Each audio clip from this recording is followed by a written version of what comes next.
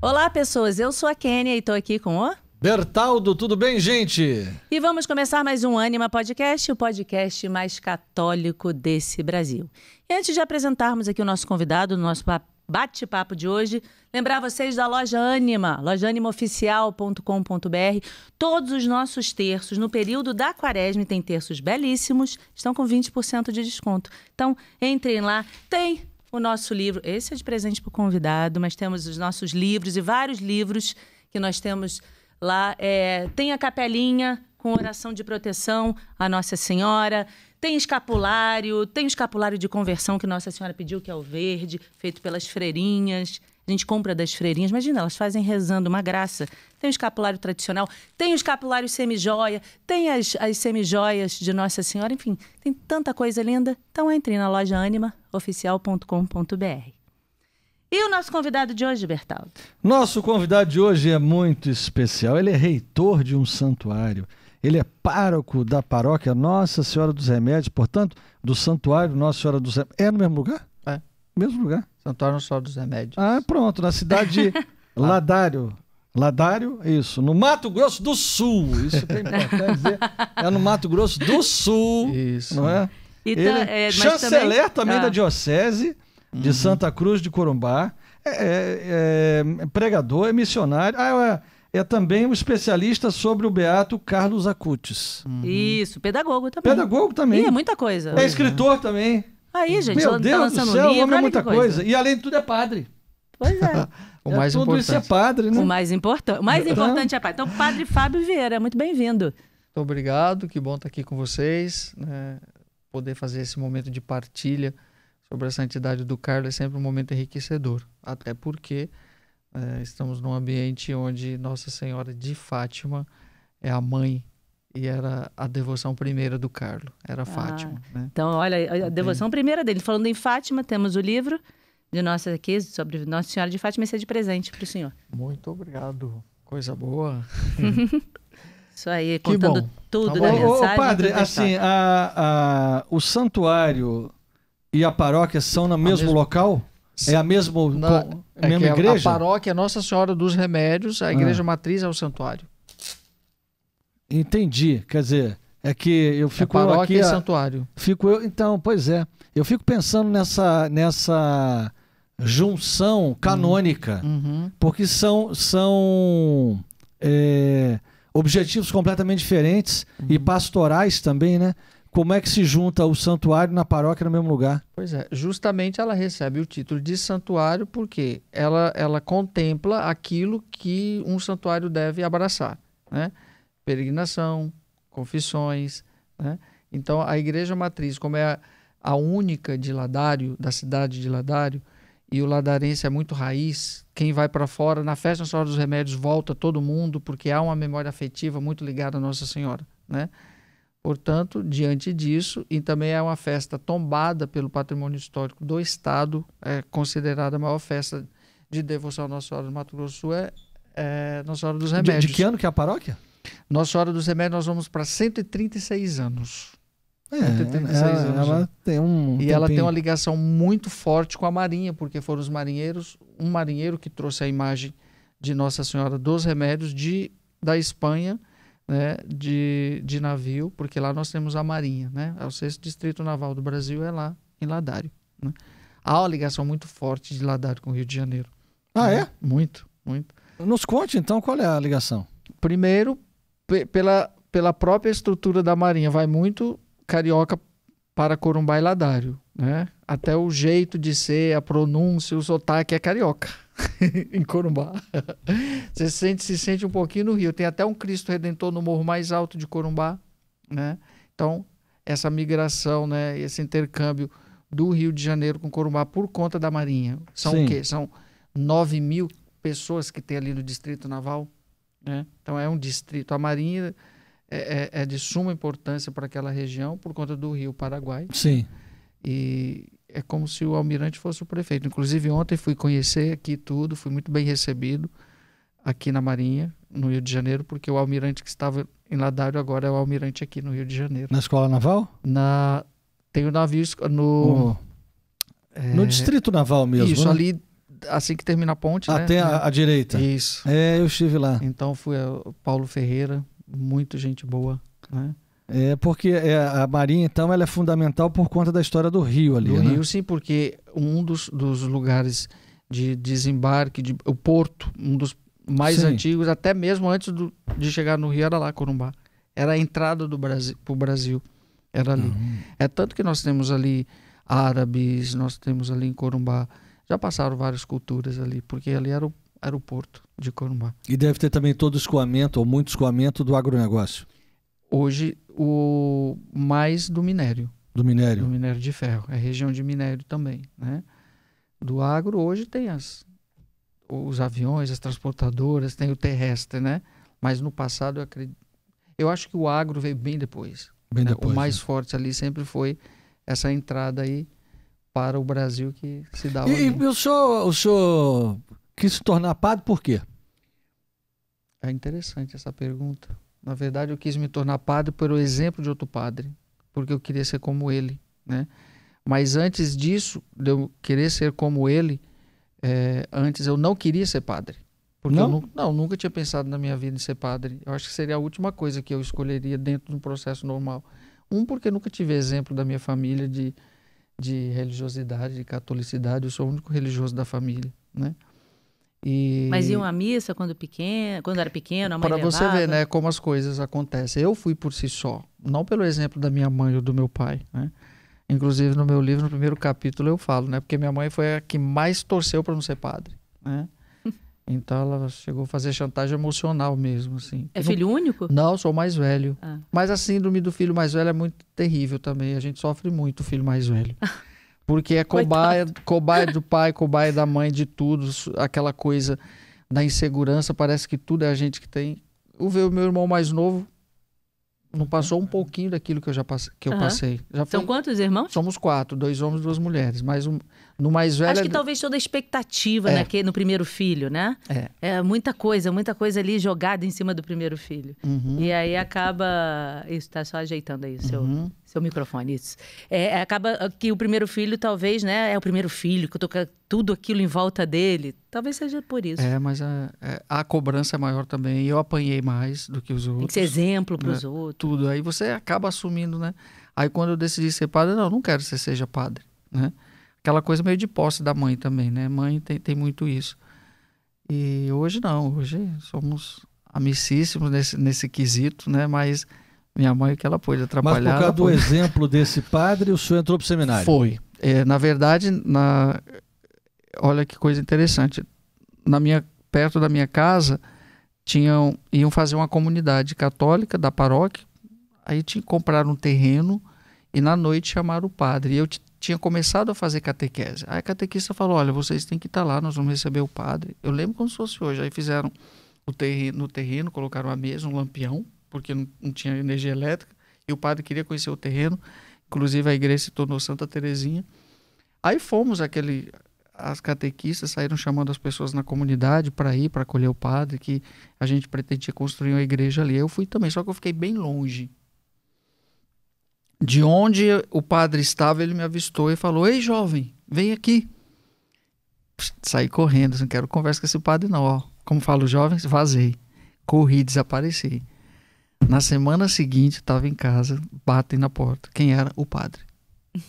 Ele procurou saber quem era aquele jovem que tinha corrido dele, desaparecido. Aí falaram, indicaram, ele foi lá em casa.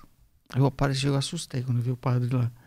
Aí eu vim convidar você para o encontro vocacional, porque você vai ser padre. Nossa. Sim, foi direto. Aí começou a minha crise. Peraí, eu tinha 14 anos para 15 anos. Também era muito jovem, né? Pois ele chegou... E a sua mãe olhando pro padre assim, imagina. Quase fechou a porta na cara dele. Como era o nome dele? Ele morreu há 3 anos. E o nome dele? Padre Almeida, José Almeida de Freitas, um grande homem. Inclusive passou 2 anos no Santuário de Fátima, atendendo confissões, ele era devotíssimo de Fátima. Morreu 13 de fevereiro. Olha. E aquilo começou a mexer comigo. Espero você no sábado no encontro vocacional. Eu demorei 1 mês para ir, mas fui. Pronto, depois que eu fui, nunca mais saí. Eu queria ser como ele. Ele era fantástico, ele era inspirador, ele era santo, ele era inteligente, ele amava a igreja. éramos um grupo de 110 coroinhas dele. Que eu entrei no grupo de coroinhas. Nossa, era muito. 110 meninos Ah. que ele levava ali. Um olhar dele, nós já sabíamos. Daquele grupo somos 11 padres. 10%. Nossa, Entendeu? muito bom. De acerto. 10, 11 padres. É. E os outros, muitos com vida dentro da igreja, Vida né? na Com igreja, tudo. casados, Olha que assim, legal. assim, muito bacana. E como ele foi salesiano, né? Ele depois se tornou diocesano, mas a espiritualidade dele era salesiana. E ele era muito livre. Ele trabalhava assim, se quiser ser diocesano, seja, quiser ser religioso, para onde vocês forem, o importante é que vocês sejam padres. Mas ele tinha muito, Mas então, o senhor é espírito de Dom salesiano, não? Bosco. Aí eu fui para a congregação salesiana, porque eu queria ser como ele. Mas fui. tem muita espiritualidade de Dom Bosco aí, né? Sim. Mas aí eu também deixei a congregação e fui ser diocesano. E Ah, hoje é? eu sou mais salesiano fora do que dentro. Professei tudo. E por incrível que pareça, eu saí da congregação e voltei para casa. Né? Na época morando no interior de São Paulo, em Sorocaba, voltei para casa. O meu mestre de noviço foi Padre Milton Santos. 6 anos depois, eu fora do seminário, eu recebo uma ligação. Alô, Fábio? Pois não. Aqui é Dom Milton Santos, bispo de Corumbá. Tô indo aí buscar você. Foi desse jeito. De repente me chega o bispo na minha casa, que foi meu mestre de noviço, Padre Milton Santos, eu surpreso, arrumando minha mala e me levando para o seminário de volta. O senhor não era padre ainda? Então. Não, estava trabalhando com educação nos colégios das irmãs, lá em Porto Feliz e Sorocaba. Tinha acabado de passar no concurso. Ou seja, tinha que ser padre mesmo. Né? É porque foi pescado Vamos- duas vamos- vezes. vezes. Vamos combinar por aí. Foi salesiano, e por salesiano. É. Aí Passaram foi pra- aí que eu fui conhecer Corumbá, Mato Grosso do Sul. Fui de Sorocaba para Corumbá. E ele me levou, aí me deixou no seminário em Campo Grande para fazer a teologia. Era o único seminarista da diocese, que é uma diocese difícil, Corumbá, é região de fronteira, uma diocese que não tinha padres. É um campo missionário interessante e difícil de se viver, né? Hoje eu estou 20 anos lá no Mato Grosso do Sul. Então, foi aí 4 meses depois ele foi transferido para ser bispo de Cuiabá, Mato Grosso. E eu fiquei na diocese. Não foi com ele. Não fui. E a hora que ele falou, vamos comigo? Eu assim, não, sou seminarista da diocese, não do bispo. Amo muito o senhor, mas vou ficar aqui. Olha aí que coisa. Foi laçado 2 vezes. Deus lá no céu falou assim: esse menino tá difícil, vou mandar outro pra laçar ele. Pois foi. Mandei um padre, não deu certo, vou mandar um Um bispo. bispo. Pois foi é desse jeito que eu falei Só para vocês. faltou o Papa. Pois é. Só foi faltou o Papa dizendo agora o senhor já está ordenado, tá? Fica Pronto, tranquilo chega, que... vambora. disso. E hoje 17 anos de padre já. É Maravilha. como o seu Jonas, né? Começou também nos salesianos. Sim. É. Depois... Todos ex-salesianos levam Dom Bosco no coração e uma forma diferenciada de viver, mas fica impregnado dentro da gente o carisma. Mas é Impressionante. impressionante. Quando eu estava grávida, nosso filho mais velho, Rafael, eu li um livro desse tamanho assim de Dom Bosco Uhum. e consagrei Rafael a Nossa Senhora e a Dom Bosco. Porque realmente a história dele é linda, é impressionante. Dom Tudo, Bosco é fascinante. Ele é Eu costumo fascinante. dizer, oh meu Deus, hoje, por incrível que pareça, a gente vê como a vida religiosa está em crise em muitos aspectos, né? Então, cada vez algumas congregações distantes dos seus carismas. Eu costumo dizer, poxa, Esse é o grande problema. Porque se não é fiel a Deus, ao carisma e à missão, acaba. acaba. Desvirtua. Se sair fora dessas 3 coisas, você pode ter certeza absoluta que começou a morrer. E quantas obras salesianas sendo fechadas? Poxa, Dom Bosco está mexendo no túmulo, meu Deus, vendo tanta Deve coisa. tá mesmo. O primeiro colégio salesiano do Brasil foi Santa Rosa, de Niterói. Eu não sabia, não. O primeiro do Brasil. Dom Bosco enviou os primeiros missionários para aqui, foi em Niterói. Olha. Depois foi para Lorena, interior de São Paulo. Mas é lindo o carisma. Lindo. O sistema preventivo de Dom Bosco é único. Para mim não existe pedagogo tão completo como Dom Bosco. Não, ele realmente tinha um trabalho fascinante com os jovens. É no tempo.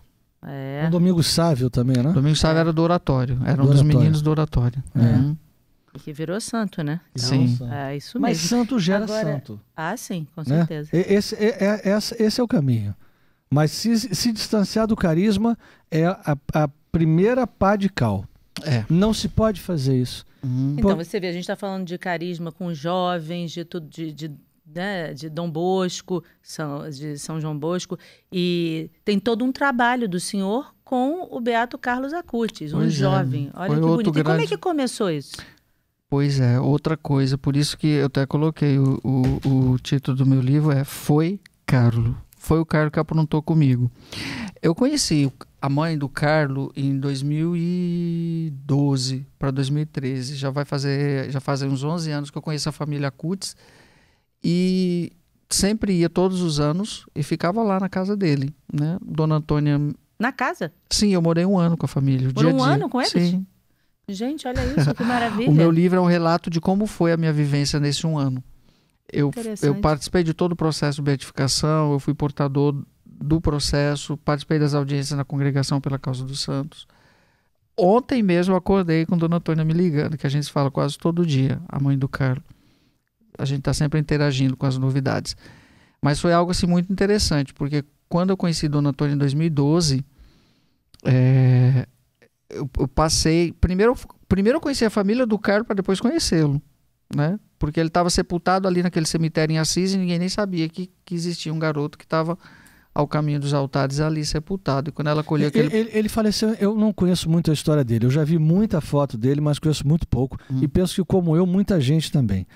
Ele faleceu em que ano e de quê? Vamos lá. Carlo faleceu Você quer que eu faça a linha do tempo? Já pouco. começo pela morte? Não, um pouco, o que o senhor quiser. Para contar um pouco da história. As pessoas precisam entender Da a história dele antes do senhor chegar na casa dele.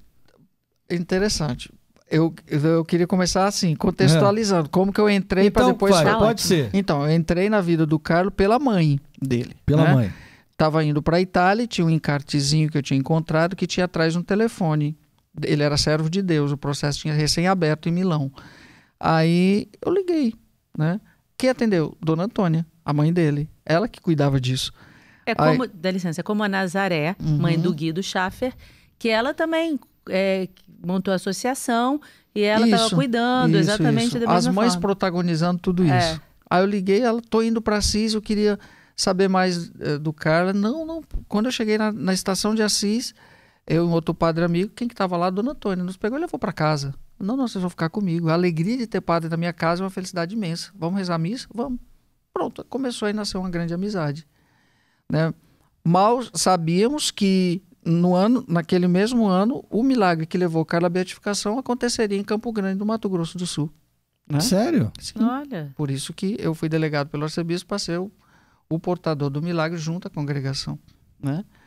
E ali foi fortalecendo mais o meu vínculo com eles. Né? Mas o senhor já tinha algum conhecimento dele antes desse telefonema? A partir desse encontro com Dona... Tinha um encartezinho que estava lá, servo de Deus, e me despertou a curiosidade de querer saber quem era. Mas antes disso não conhecia? Antes disso não conhecia. Entendi. Como nem a Itália conhecia. A devoção do Carlo é do Brasil para o mundo. Né? E hoje é o beato do mundo. Porque um beato, o culto ao beato, a veneração ao beato, ele é só diocesano. Sim, local. E o do Carlo é mundial. Né? Foi televisionada a beatificação do Carlo. Pronto, daí começou uma grande amizade, e todos os anos eu estava lá. O pai é vivo? O pai e os 2 irmãos, pai, mãe, 2 irmãos, avó, tia, todo Os mundo. irmãos eram mais novos que Os ele? irmãos nasceram 4 anos depois da morte dele. Aliás, é o primeiro milagre que ela atribui ao filho. Porque Dona Antônia não podia ter mais filhos. O cara era filho único. E aos 43 anos ela engravidou de gêmeos, né? Francesca e Michele. Né? Então, a graça, os dois fizeram 13 anos agora. Então, assim, aí eu já estava completamente envolvido. Quando Dona Antônia, padre, venha morar aqui, venha para Assis, vamos me ajudar na Associação Carlo Acutis Internacional. Ela morava em Assis? Mora em Assis, toda a família mora em Assis. Todos moram, por causa do Carlo, todos mudaram para Assis. Mas são de Milão, mas mudaram para Assis. De Milão para Assis está uma mudança, hein? É de distância, né? Não, de Milão para Assis, de morar numa cidade como Milão e morar numa cidade como Assis, há uma diferença. É uma cidade grande, uma cidade pequena. Sim, mas justamente por quê? Porque Carlo fez a mudança da família. O Carlo costuma dizer que é o santo que fez milagre primeiro em casa. Né? Eu vivi o dia a dia da família dele e sei que eles vivem o carisma do filho. Né? E Assis, por quê? Porque a grande inspiração de Carlo foi Francisco de Assis. Por isso que ele mudou a sua vida e a da família em função do seu amor, do seu encantamento por Francisco. Ele estava sepultado lá? Estava. Estava lá? Estava. Mas o corpo continua em Assis, no santuário lá. Não, isso tudo bem, mas assim, a família morava em Milão e ele foi sepultado em Assis? 2 anos antes de morrer, ele falou: mama, eu quero ser sepultado aqui. Ah, como assim, filho? Eu vou morrer primeiro? Não, mama, eu quero ser sepultado aqui. O Carlo previu a própria morte. Né? E quando o Carlo morreu, a mãe obedeceu. Sepultou ele lá. Comprou jazigo, sepultou ele lá. Né? Assim como o filho pediu. Então eu costumo dizer que Carlo é mais franciscano que muitos franciscanos. Eles até ficam bravos comigo. Porque Carlo viveu, né, aquilo que é próprio do carisma, o despojamento de Francisco. Então nós temos aí 2 jovens riquíssimos. Em termos de riqueza, Carlo é trilhardário, muito mais rico que Francisco, mas no seu tempo ambos se despojaram. Né? Então você vê uma família Acutis, que é uma das mais ricas da Europa. Uma mãe como Dona Antônia. Padre Fábio, venha ver meu guarda-roupa. Ter 5 vestidos, uma mulher riquíssima. Eles são riquíssimos de qual... o que eles, a família empreende para ter esse... A maior seguradora da Europa é deles. A maior seguradora. Uhum. E com sedes em vários países da Europa. Inclusive, aí vem a linha do tempo. Né? Então essa é a minha ligação com a família que começou e depois eu respondi para Dona Antônia em 2019, fui lá, fiquei 2 meses com eles, aí Dona Antônia, eu venho, ano que vem eu venho. Eu estava pároco da catedral, aí aproveitei, né, mudou de bispo, aí quando o bispo novo chegou, falei, olha, quero um tempo sabático, estou indo para a Itália, vou viver com a família do Carlo um pouco. Aí recebi uso de ordem lá em Assis, na diocese, e comecei a atender no santuário, onde está o corpo do Carlo, os peregrinos, tudo. Quando inesperadamente, dia 11 de março, a Itália para, o mundo para, veio a pandemia. Então nós vivemos aquele momento todo ali juntos, unidos. E olha que interessante, é por isso que o título nasceu nesse dia. O mundo todo ficou sem missa. A família do Santo da Eucaristia não ficou nem um dia. Parece que ele sabia. Mandou um padre lá do Brasil para dentro da casa dele. O que nos sustentou naquela quarentena. Porque ninguém no mundo sabe o que foi a quarentena italiana. Ninguém sabe. A pandemia teve todo o que aconteceu em todo o mundo. Mas depois da China foi a Itália que protagonizou o maior sofrimento para o mundo. E chegou um momento que eu pensei, eu vim morrer aqui também, né? Mas olha que interessante, lá em Assis, muitos na montanha... idosos também, né? Morriam assim a rodo. A rodo, né? Então foi um momento de dor. Padres também. Porque nos teve uma diocese lá em Bérgamo que morreu o bispo e todos os padres. Então assim, você não sabia... Todos? Você não sabia o que era aquilo. O que está acontecendo, né? Então, nos vimos lá, éramos 10, eu, a mãe do Carlo, o pai, os 2 irmãos, as babás, a tia, a avó. Ficamos ali 4 meses fechados dentro de casa. E o que nos sustentou? A Eucaristia diária. Então o Carlo não deixou a família sem missa. Mandou um padre para casa deles. É interessante, né? Quem iria imaginar que iria acontecer uma pandemia? Eu fui para lá para um projeto e aconteceu outro completamente diferente. Aí todo aquele ano eu morei com eles, 2020. Não, e depois assim, o primeiro milagre também está no Brasil ligado, né? Tá. Isso está tudo interligado. Tá, Carlo morreu 12 de outubro, de Nossa Senhora Aparecida. Né? O milagre aconteceu no Brasil, uma ligação muito forte com o Brasil. A igreja decretou a memória litúrgica 12 de outubro. Né? De quebra ainda mandou um padre brasileiro para casa dele. Só falta a família mudar para cá. E transladar o corpo. Aí fala sério. Não, porque daí ele pediu para ficar em Assis. Pediu. Não dá para mudar. Não dá porque... muito interessante isso. Eu desconhecia e desconheço totalmente a história. Eu vejo muitas fotos, muitas coisas, o pessoal pedindo e tal. E vejo que é um menino, vejo lá o corpo, né, quando se publica.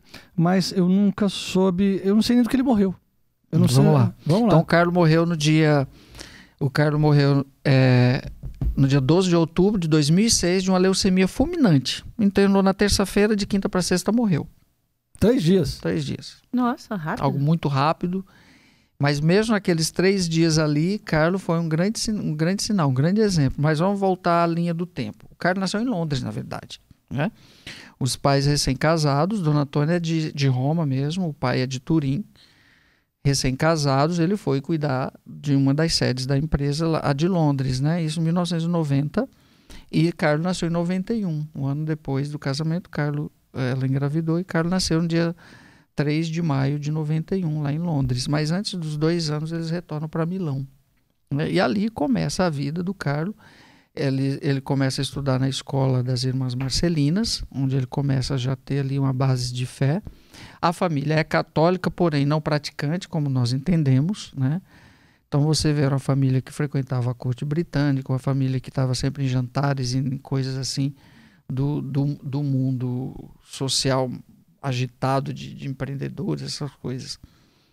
Mas o Carlo já começava, como criança, a apresentar algo transcendente, que de cara ninguém consegue identificar, né? A avó conversava muito com a Luana, a gente passava tardes conversando. Ela dizia: Padre Fábio, eu pensava que o meu neto ia ser um padre, quem sabe um bispo, não sei, um papa, mas eu jamais imaginaria que fosse santo, porque ele gostava tanto das coisas da igreja. E aos 7 anos de idade, que é o divisor de águas da vida do Carlo, quando ele fez a primeira comunhão. Com 7 anos o Carlo já estava pronto para a primeira comunhão, é tanto que É novo para fazer a primeira comunhão. Isso, é tanto que foi pedido uma autorização especial na época. Cada maturidade da criança, entender o que é aquilo. Aí o padre mandou a mãe levá-lo para um mosteiro, ali na região de Monza, ali na região de Milão mesmo, para não chamar muita atenção dos outros que não tinham condições ainda, mas o Carlo tinha. Carlo, com 7 anos, tinha diretor espiritual, tinha confessor, já tinha lido todo o catecismo da Igreja Católica, como os nossos jovens de hoje leem, né? Rapidinho, tudo. E meio que ironizando aqui, aos 7 anos, Carlo já sabia de toda a doutrina da igreja e provocava Dona Antônia com perguntas teológicas. E Dona Antônia se via meio amarrada: o que eu faço? Foi perguntar para o pároco: a senhora vai ter que estudar. Hoje Dona Antônia é uma excelente teóloga, coloca muitos padres no bolso, né? Quem provocou isso? O filho. Eu acho que o Carlo fazia e ficava rindo depois, porque ele foi provocando tudo isso, né? Então 7 anos é o seu divisor de águas ali. A partir dali fica mais evidente que há algo transcendente, mas ele não deixou de ser o que era, estava com os amigos, influenciava muito bem os amigos. E a peculiaridade do Carlo é que ele amava informática, né? E vivia com o notebookzinho dele para cima e para baixo, conectado à internet. Carlo não teve rede social, é bom deixar isso claro. Carlo não tinha celular, não tinha rede social, não tinha nada disso. Era do tempo do Orkut, mas nem isso tinha. É porque ele era muito novo, né? Não, é porque, por exemplo, os irmãos não têm nem telefone, nem rede social, nem nada. É uma forma de educar dos pais. Entendi. Tá? Mas ele conectava na internet e o que ele fazia? Né? Para o Vaticano foi muito fácil. Todo o conteúdo, até na segunda fase do processo para ser decretado venerável, onde vão estudar as virtudes heróicas, o Carlo deixou toda a vida dele registrada no computador.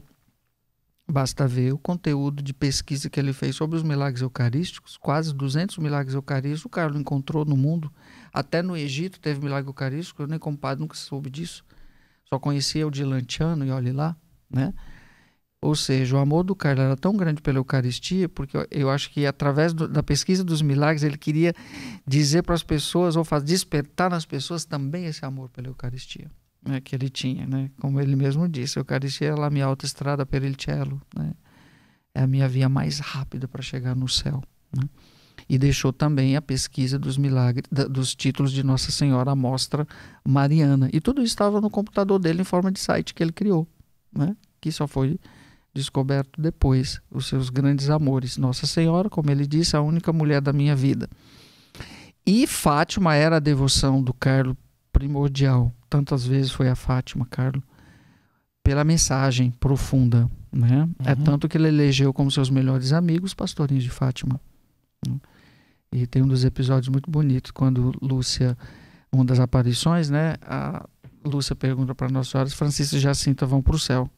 Nossa, Jacinta, Francisco vai ter que rezar uns tercinhos a mais aí. O Carlos ficou apavorado. Mama, Nossa Senhora pediu para Francisco, disse que ele vai ter que, nós vamos dobrar a meta aqui em casa, né? Porque Nossa Senhora disse que tem que rezar o terço. Aí ele disse: o Santo Terço é a minha escada para o céu.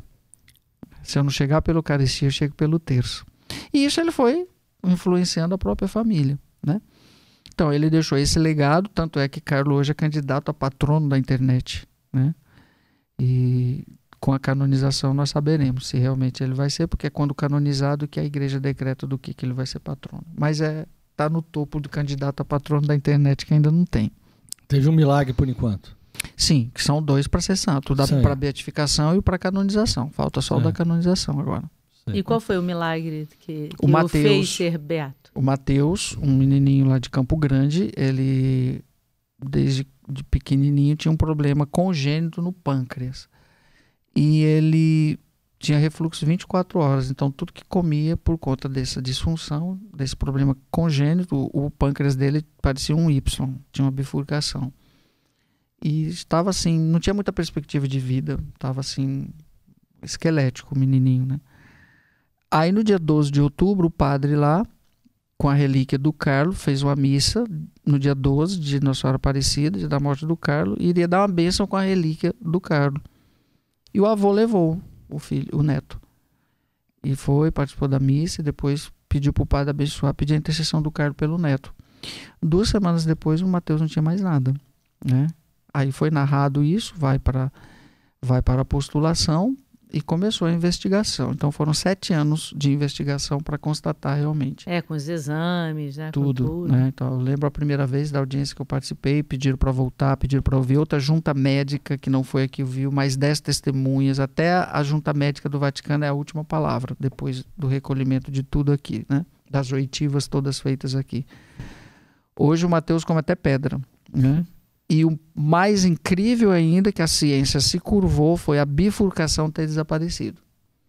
Porque se é algo congênito, imagina, você nasceu sem um braço e 1 ano depois o braço começa a nascer. Isso não existe. Não é rabo de lagartixa, né? Exato, exatamente. Então assim, se tinha uma bifurcação que foi algo congênito, era para ficar assim sempre. Sim. Não muda, vai crescendo e muda. Exato. Né? E 2 semanas depois o pâncreas do menino estava perfeito, como se tivesse acabado de ser feito. É impressionante, é milagre, né? Aí é milagre, porque é o extraordinário, no ordinário. Foram 7 anos de investigação disso. Aí, uma vez acolhida, o Papa autoriza a beatificação. A beatificação. E o culto dele ainda é um culto local, né? Era para ser. Era para ser. Mas virou mundial. Sim, porque a primeira paróquia dedicada ao Carlo é no Brasil, em São Paulo. Já tem uma paróquia, Beato Carlo Acutis, na Diocese de Santo Amaro. Eu li pouco sobre ele. Ele tinha 15 anos. 15, morreu aos 15. Mas eu achei tão bonito que tinha... Eu acho que era um motorista indiano. O babá dele, o Rogers. Eu achei tão interessante. Conta um pouco da história. Isso, o Rogers. O Rogers começou a cuidar do Carlo desde os 5 anos, até os 15, né? Inclusive, hoje ele é patrimônio da família, né? Ele cuida da casa deles em Milão. Ele era de religião hindu, né? E era o babá do Carlo, que levava... E acompanhava ele para cima e para baixo. Desde criança, né? A gente chama babá, mas era acompanhante e amigo. E Carlo foi o grande catequista dele. Porque ele é de religião hindu, não era católico, não tinha obrigação nenhuma de seguir a nossa fé, mas quando o Carlo ele ia levar o Carlo... A casa do Carlo em Milão é assim, a paróquia fica na esquina. Ele ia levar o Carlo para o colégio, aí o Carlo tinha que entrar na igreja, ficava 15 minutos em adoração. Já sabia que tinha que ir antes, porque o Carlo queria ficar em adoração. E ele também ajoelhava e ficava olhando para o Santíssimo. Aí, em determinados momentos, ele conta que ele perguntava: o que você está vendo, né? Aí Carlo aproveitava para dizer: é Jesus. Como assim, Jesus? Aí Carlo aproveitava. Batizado hoje, casado na igreja, né? Deixou de ser hindu. Deixou de ser hindu e foi expulso da casta dele, inclusive por conta disso, né? Olha. Da família. Ele é de Maurícios. Gente boa, o Rogers, né? Então ele continua morando lá na casa deles em Milão, né? E ele foi um grande... O senhor conheceu ele? Sim, todos os anos a gente se encontra. A família agora montou, então, o escritório, a sede da empresa em Assis. Não, a sede da empresa é tudo em Milão. Isso não mudou nada. A vida deles foi para lá. O pai vai a Milão 1 vez por semana, 2 vezes por semana, porque hoje ele é o presidente, né? Então ele não necessariamente precisa estar... Hoje tem tudo do home office, né? Uhum. Então, de lá de Assis, ele controla tudo. Porque assim, quando houve a beatificação, todas as pessoas ficaram muito impressionadas, né? Porque quando você vê a imagem do corpo do Beato Carlos Acutis, dá vontade de dar um abraço nele ali, né? Uhum. Dá vontade de você pegar... Eu até comentei isso com o Bertaldo. Eu falei: Bertaldo, a mãe dele deve ficar olhando e falar assim: que vontade de tirar meu filho daí e abraçar ele. Foi ela que vestiu ele? Sério? Foi ela que vestiu.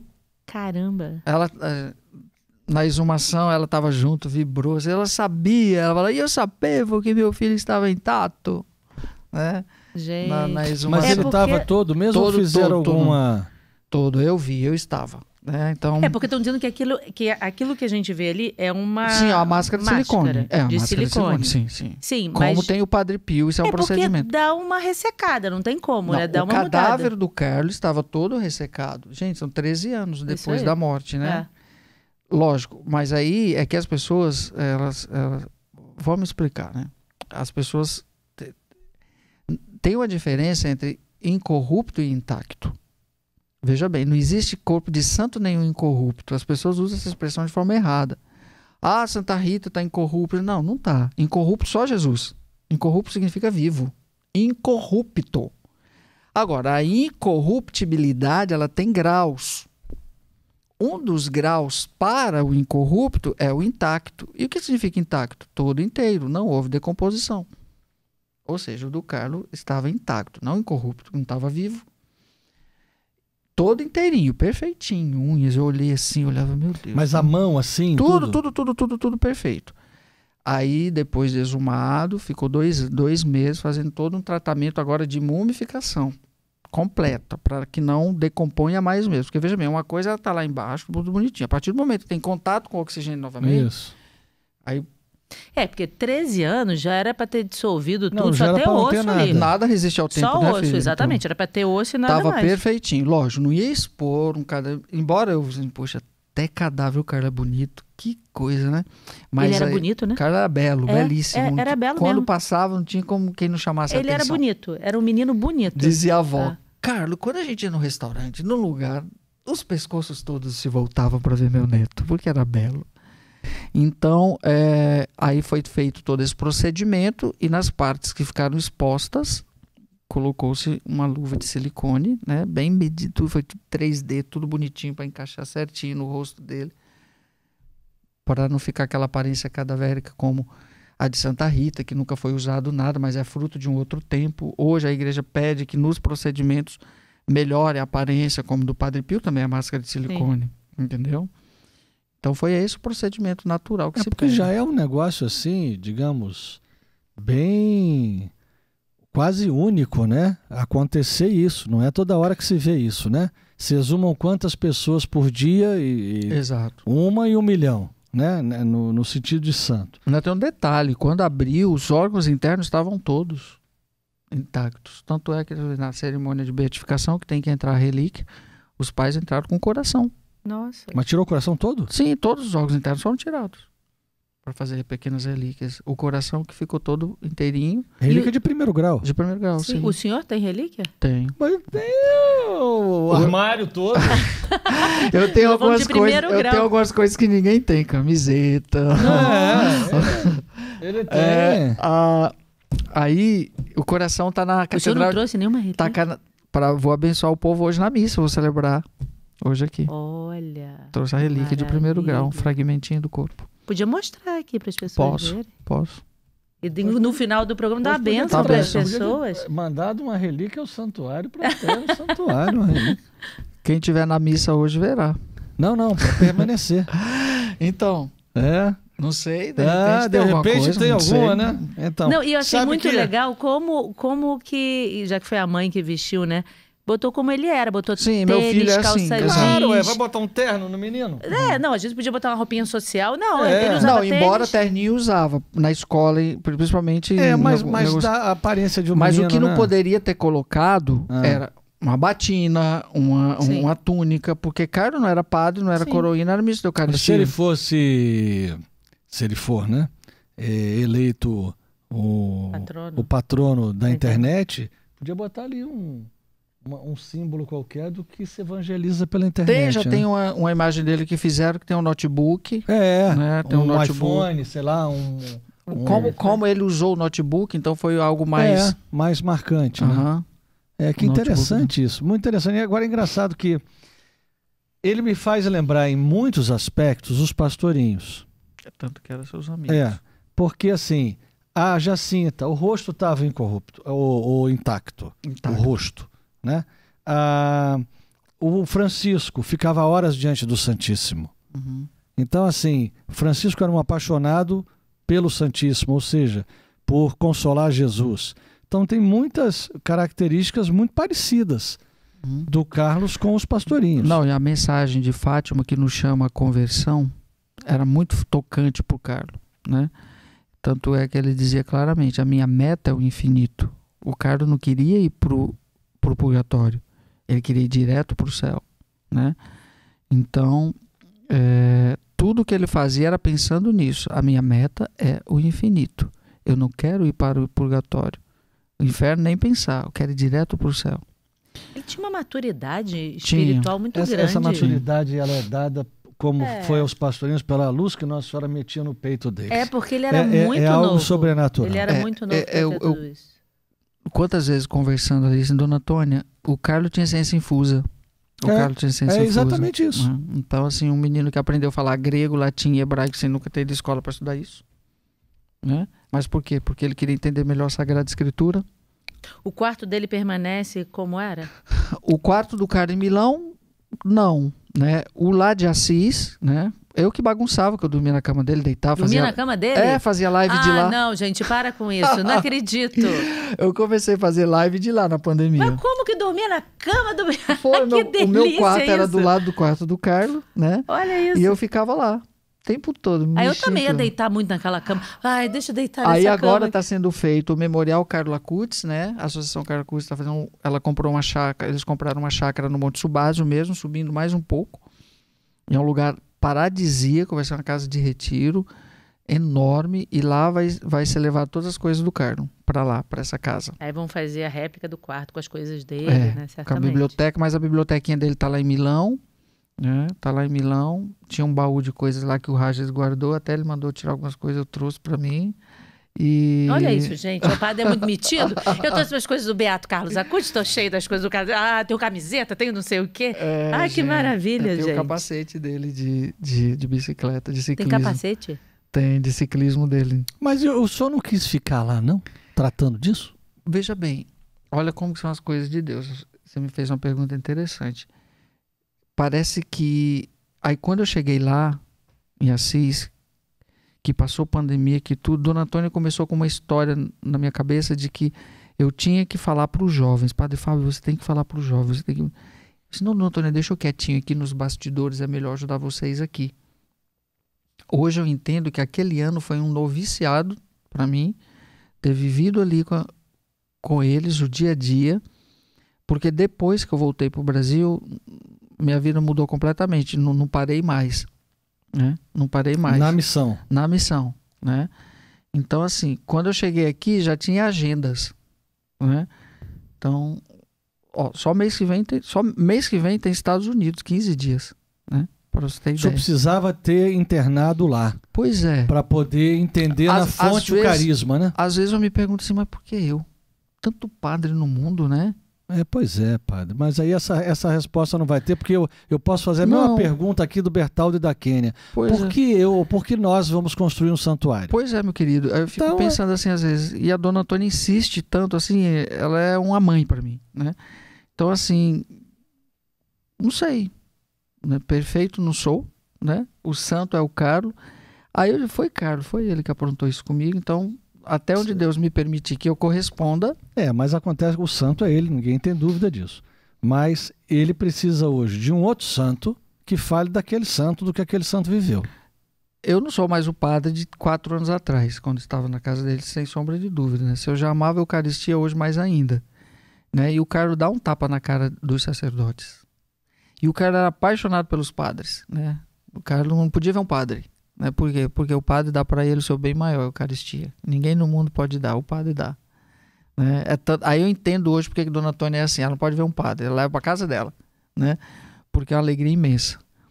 Então, são coisas... O pai também é assim? O pai é discretíssimo, você nunca vai ver o André falando em público. Eu dizia que ele era um monge.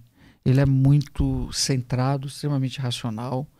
Um homem, assim, preciso nas coisas, do silêncio. O homem do silêncio. Dona Antônia é italianona espalhafatosa que chega chegando. Ele não, ele é lore. Nunca viu o Brasil? Ele já veio ao Brasil uma época. Mas por conta do Dona trabalho. Antônia? Dona Antônia não. Dona Antônia não. Mas ontem mesmo ela me falou que está estudando portuguez. Que legal. E quando eu estava lá, a gente falava alguma coisa. Porque tem muitos devotos aqui. E deixa eu perguntar uma coisa. Quando ela... Quando eles descobriram a doença do filho... né? E a morte foi em 3 dias. Foi. Descobriram num dia, 2 dias depois, o menino morre. Foi. Como é que eles lidaram com isso? Não teve nenhum momento de revolta? Eles já estavam muito convertidos? Como é que foi isso? Olha que interessante. Vamos falar detalhes. No domingo eles saíram para almoçar. Aí no restaurante, a Luana, a avó do Carlos, o Carlos estava sentado assim do lado dela, ela percebeu que tinha uma pintinha vermelha aqui no rosto dele. Ela olhou assim: "O que foi isso, filho?" Aí, não sei, não deve ter sido uma picada de pernilongo. Tudo bem, passou. Segunda-feira, ele foi para a escola, normal. Quando ele chegou, no final do dia, ele foi lá para a avó, que os dois eram muito grudados. Nona, eu estou cansado, meio indisposto, não sei. Ela tocou nele, viu que ele estava meio febril, deu um analgésico, então ele vai deitar. Aí na terça-feira, pela manhã, quando o Carlos acordou, ele foi direto no quarto da avó de novo e disse: "Nona, eu urinei sangue." Nisso a avó: "Opa, volte pro quarto, vou chamar sua mãe, avisar seu pai e tal." O pai estava até viajando. Pensava que era uma virose ou coisa do tipo. Não deu tempo nem de raciocinar direito o que foi aquilo. Quando ele voltou pro quarto, que ele deitou, ele já não sentiu mais as pernas. Então ele já não levantou mais. Aí já veio a ambulância, tudo, já o levaram. Ele foi para o Hospital San Gerardo, ali em Monza, especialista nisso. Aí já, no hemograma já detectaram a leucemia tipo M3, né? Que na época não existia nem tratamento quimioterápico, não existia nada para essa leucemia, que era fulminante mesmo. E a mãe e a avó já foram junto para o hospital ficar com ele. E nisso os médicos falaram que não tinha o que fazer, mas ia usar o que tinha de tratamento para tentar amenizar ali. E elas ficaram ali e sabia que o cara estava sentindo dores. O médico chegava às vezes no quarto e perguntava: "Tá tudo bem?" "Não, o Papa está sofrendo mais do que eu." Né? E na época Bento XVI atacado pelo mundo, e ele oferece pelo Papa. E ali, se entrava a Luana que falava, se a gente estava dormindo ali, se entrava alguém, fazia barulho, ele pedia para fazer silêncio, que a avó tava, a mãe estava dormindo, mas sempre sorrindo e tranquilo. E elas lá, eles receberam a medicação que tinha ali. O pai não chegou nem a vê-lo, porque não acreditava que fosse algo tão grave. Na quinta-feira, a dona Antônia disse que ele falou: "Mama, eu quero confessar e quero comungar." Aí ela encontrou o primeiro padre que ela viu ali nos corredores, que lá é uma capelania, tem padres que atendem. Aí o padre foi, entrou, atendeu a confissão, deu a unção, comunhão. Quando o padre saiu, encontrou a mãe no corredor, olhou assim para dona Antônia e disse: "Seu filho é santo." Só falou isso. Nisso isso começou a acender nela já, né? Poxa, alguém que não conhece meu filho é santo. Depois, quando ela voltou, horas e o cara já estava morto. Nossa. Então ele esperou a comunhão, a confissão. Mas ele deu algum sinal, alguns dias antes, alguma coisa de que ele poderia vir a morrer ou não? 3 meses antes ele fez um vídeo e deixou gravado. No vídeo ele dizia: "Sono destinato a morire." Que perdeu o complemento desse vídeo. No vídeo tinha assim: "Quando eu completar 70 quilos, estou pronto para morrer." 70 quilos? E morreu com 70 quilos. Que engraçado. Aí a mãe vendo o vídeo: "Eu vou cortar a comida desse menino, deixa ele magrinho." Então 3 meses antes ele fez esse vídeo: "Estou pronto para morrer." Que coisa. E morreu 3 meses depois. Esse vídeo viralizou muito, dos vídeos muito bonitos. Nossa, olha isso. Esse menino era impressionante. Ele já sabia que ia morrer. Então para ele estava tranquilo, porque o Carlos não era daqui, não. O Guido Schaffer também dizia ele isso. Era do e céu. Dizia que queria morrer no mar. Ele falou: "O dia que eu morrer, eu quero..." Tanto é que ele morreu no mar, morreu surfando. E ele falava que ele não nasceu para esse mundo e que também tinha uma coisa assim. Que coisa, mas ele é muito novo, gente. Isso é que impressiona, Pois né? Aí faz a gente pensar, veja bem, não é a idade que traduz a santidade. Não. Não é. Tem gente muito idosa que não é santa. Exatamente. E tem gente que vai morrer pior que o demônio. E gente má também envelhece. Exatamente. Gente que busca o demônio também fica velha. Fica velha. Tem aquela célebre frase: "Os canalhas também envelhecem." Gente má envelhece. Agora, ele vem a óbito e tal, enterra o menino, a família vai pra casa. E dá uma diz assim: "Pois rapaz, podia ser santo." Interessante, né? Veja como que começa a coisa. Nas semanas seguintes, primeiro na missa. Missa de corpo presente. Só uma coisa antes da missa. A mãe e o pai se desesperaram ou eles conseguiram entender, ter alguma compreensão dessa magnitude do que estava acontecendo ali? Não houve desespero de jeito nenhum com relação a isso, né? Eles já estavam numa maturidade de fé muito grande, Dona Antônia, e a forma europeia ou italiana de encarar a morte é diferente da nossa, brasileira, né? Embora hoje se viva um ceticismo muito grande, né, e às vezes um extremo de sentimentalismo, mas é uma forma mais racional de encarar essas coisas, né? Não é como a gente, não. Não é uma coisa latina, né? Não é uma coisa latina que a mãe se desespera e se joga em cima do caixão, né, para arrancar o filho. Não é isso, não.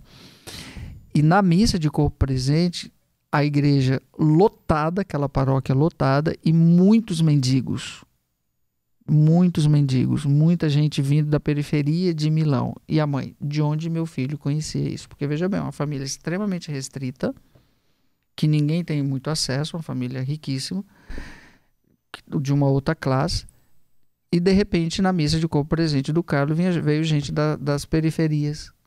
Era de onde meu filho que não o conheciam. Que não conhecia, a Dona Antônia não conhecia, mas Carlos conhecia a todos.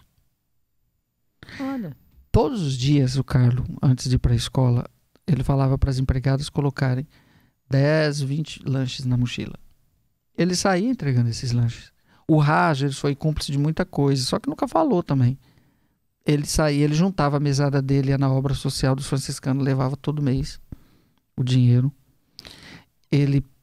Dona Antônia notava que às vezes os cobertores desapareciam, mas se você fosse olhar, estava com um mendigo lá da esquina da rua de Milão coberto. Ele saía, levava lanche. Ele fazia muita caridade, mas mesmo tem quietinho, não falava. Quietinho, em silêncio, uma sensibilidade com os mais pobres muito grande. E ele conhecia esses mendigos da região ali tudinho. E quando eles souberam que aquele jovem belo que dava comida pra gente morreu, um foi falando pro outro, tava todo mundo na missa com o presente, porque o velório do Carlos demorou 4, 5 dias de velório. Que é costume de 1 a 9 dias na Itália. A 9 dias? De velório? Sim, até 9 dias. Nossa. Não é um velório como o nosso. Ele ficou deitado na cama dele, aí vinha alguém, visitava, à noite todo mundo ia dormir, mãe, pai. E ele lá? É assim um velório. Não, mas não é... Em casa? Em casa. Ah, é em casa? Não tem como nós, capelas, vela, crucifixo, essas coisas não. A vela em casa? Sim. Todos eles? Todos. Eu não sabia disso. Sim.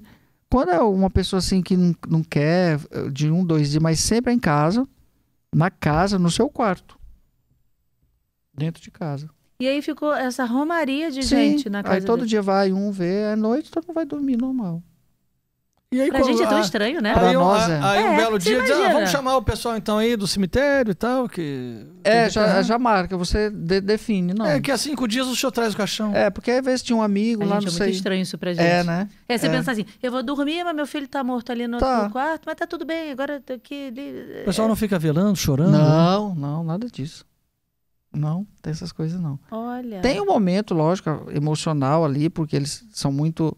O italiano é muito intenso, muito afetivo, muito... Pois o brasileiro tem muita coisa do italiano, esse calor, essa coisa toda. Mas o brasileiro falta um pouco mais da racionalidade. Nós somos mais afetivos do que efetivos. É verdade. Tá? O que eu te digo? O Bernardo sempre fala isso. O Bernardo diz pra mim assim, eu sou pouco afetivo e muito efetivo. Ele Porque diz o isso. afetivo fala um monte de coisa que não vai fazer. O efetivo pode não falar, mas faz. E no efetivo está o afetivo, de certa forma. Então, não é ser frio. Eu ser efetivo é eu compreender. O efetivo, o processo de aceitação é mais rápido do que o afetivo. Sim. Que vai ficar num luto desesperador, num sofrimento, numa crise, numa querer achar culpados.